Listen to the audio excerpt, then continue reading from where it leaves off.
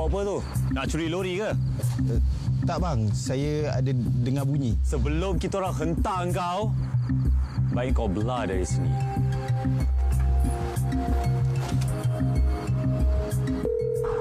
Kecemasan, boleh saya bantu?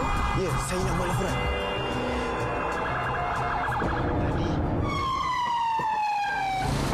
Selamat malam, Cik. Minta kemukakan pengenalan. Minta kerjasama Cik untuk buka pintu belakang untuk saya buat pemeriksaan.